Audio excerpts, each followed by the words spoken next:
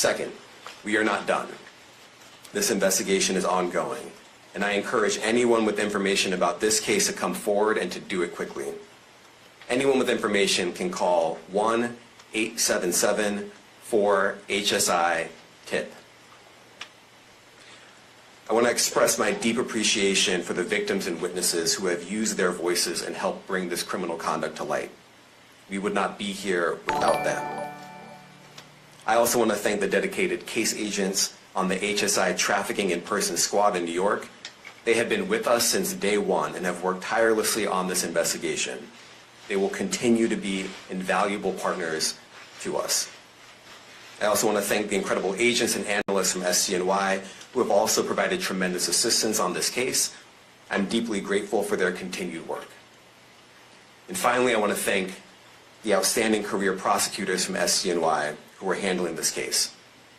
Meredith Foster, Emily Johnson, Chrissy Slavic, Madison Smizer, and Mitzi Steiner, and their supervisors, Jamie Backleeper and Jacqueline Kelly. They are members of the Civil Rights Unit in our criminal division. We created the Civil Rights Unit when I became U.S. Attorney. I'm deeply proud of their work on this and so many other cases. I'll now take some questions. Eric Katursky, ABC.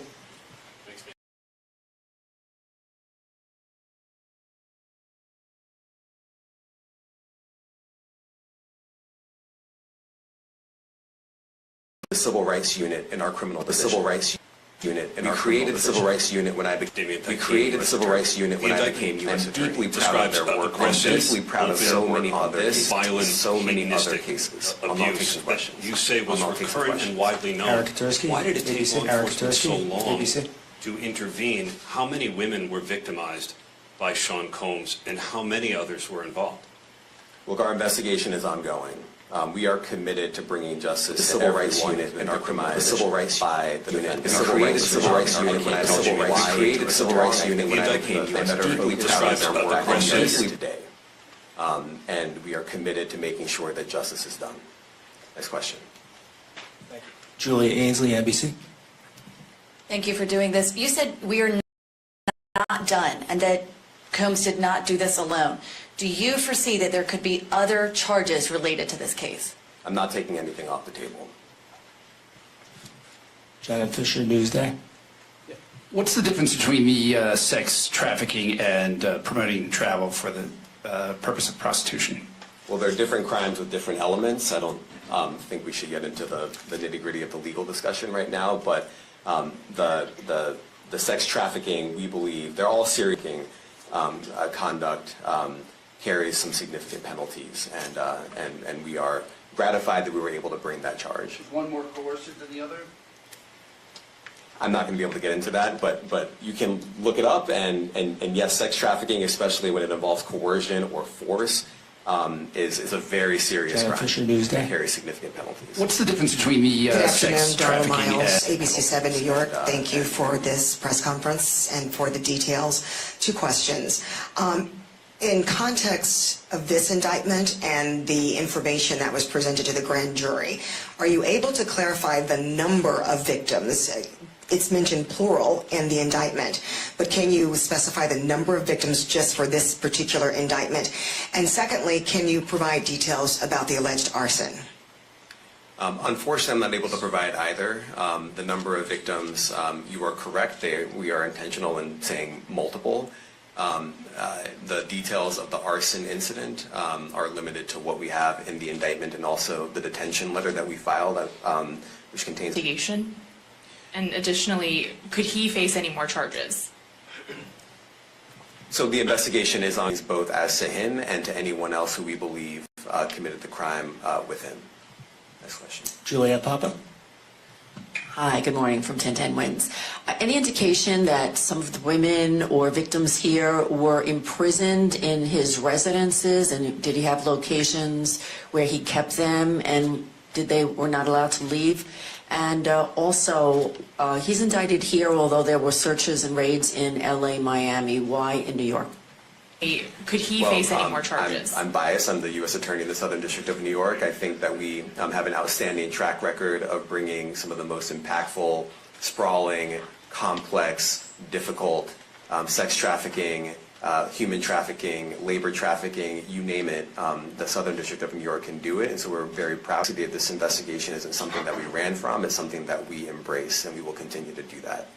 As to your question about whether he imprisoned anyone, all I can say is that, I mentioned this March 2016 incident where something was caught on video where a victim was attempting to flee, and there was violence that was associated with it. Was that at the residence or a hotel? That was at a hotel. Matthew Lee, Inner City Press. Thanks a lot. Does your office intend to seek remand, or are you reaching a bail package? And if you're willing, how would you contrast this with the R. Kelly case in EDNY in terms of the elements? Thanks. So we will be seeking detention. We have filed a letter laying out our reasoning for seeking pretrial detention. I'm not going to be able to expand beyond what's in the letter, but it contains all of the reasoning, and it contains the law as well. There is a presumption of detention in a case like this, and we think that's warranted. John Anise, New York Daily News. Thank you. I was hoping to get some more detail about the searches of his residence, the guns, the cases of lubricant, and the videos. Where were they found amongst his residence? Were they all scattered around the houses? So I kind of wanted to just get a better picture of how that stuff was found. Well, look, I think that some of the details that you're seeking are in the detention letter. So, for instance, some of the AR-15s, 2 of the 3 DeFace AR-15s were found in his bedroom closet in Miami, broken down into parts along with magazines with ammunition loaded in them. So some of that detail is in the detention letter. Beyond that, I'm not going to be able to get into where other items were stored. Ben Kochman, Post. Hey, thanks for doing this.